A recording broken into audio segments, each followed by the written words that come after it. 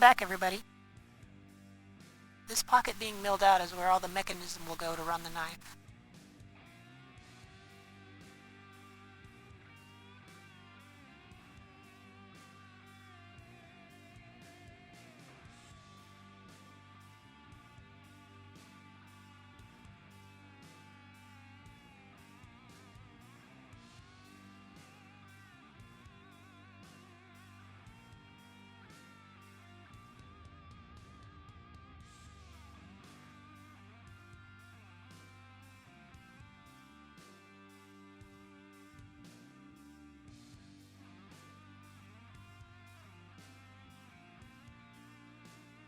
The slot that I'm milling will house a tube that'll have a spring going down the center of it.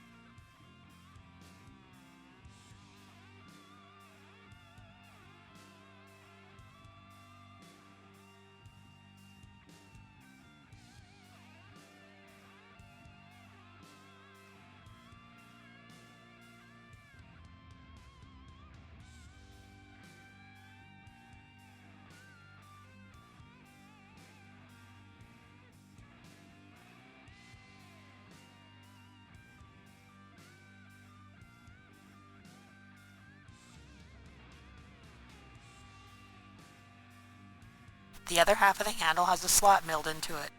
This will create a track in which the blade can travel in.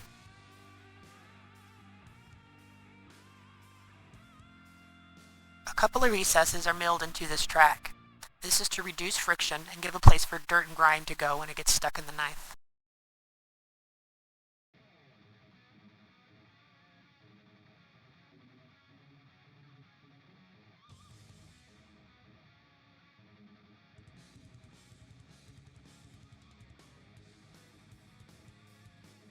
Four holes are drilled and tapped. These holes will be for the cover that will cover up the mechanisms.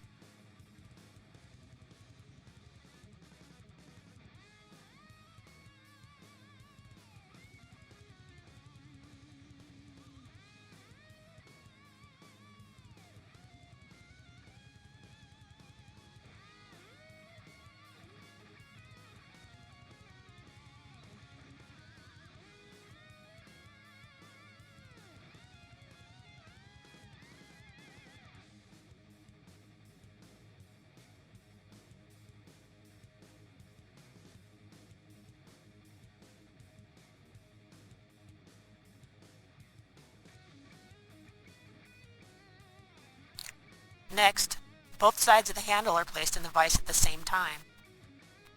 If you look carefully, you can see that I put a piece of paper towel in between the moving jaw and the parts.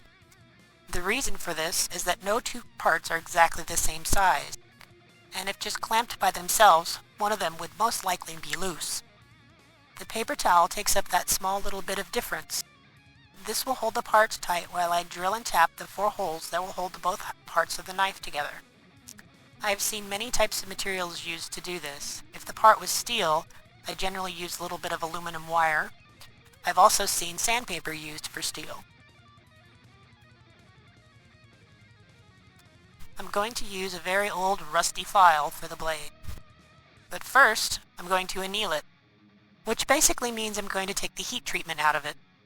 The file is placed in the kiln at 1200 degrees, and the temperature is very slowly dropped over 8 hours. Not only will this make the metal soft and easy to work with, it will also take all the stresses out of the metal, so then when it's rehardened it'll be less likely to warp. The blade is then cut down to size and fitted to the handle. I know I'm going to have somebody ask me why I used a file.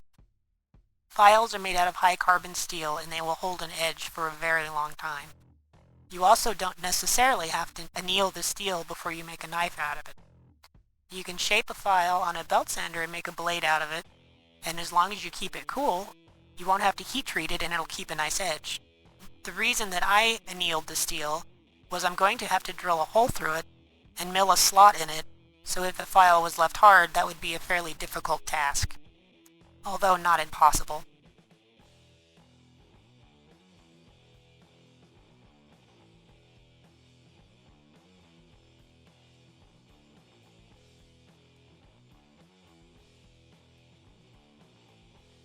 And now I start to shape the blade.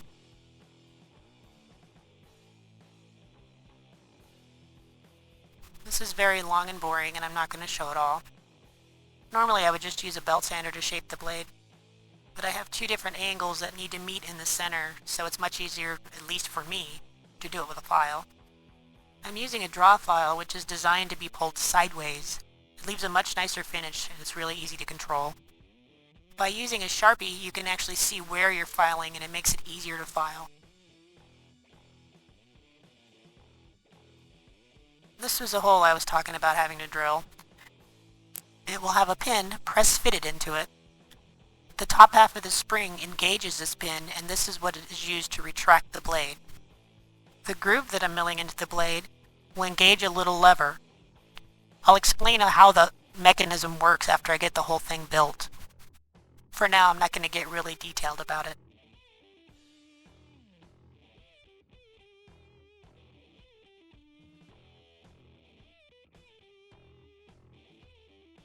This is the pin that I will press into it. I made it off camera.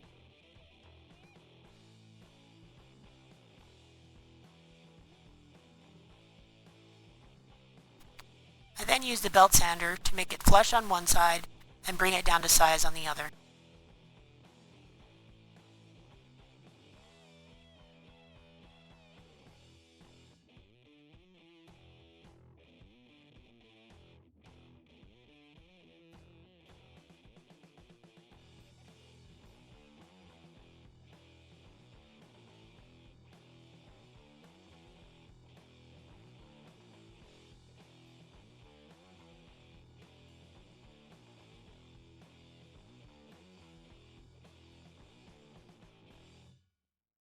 I heat treated the blade by sticking it in the kiln and then oil quenching it like I've done several times for other things.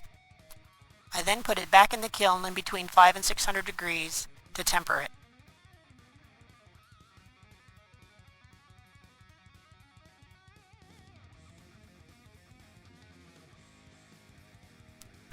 Now I start to get it closer to its final shape using slipstones and oil. I also occasionally use some sandpaper stretched across my draw file.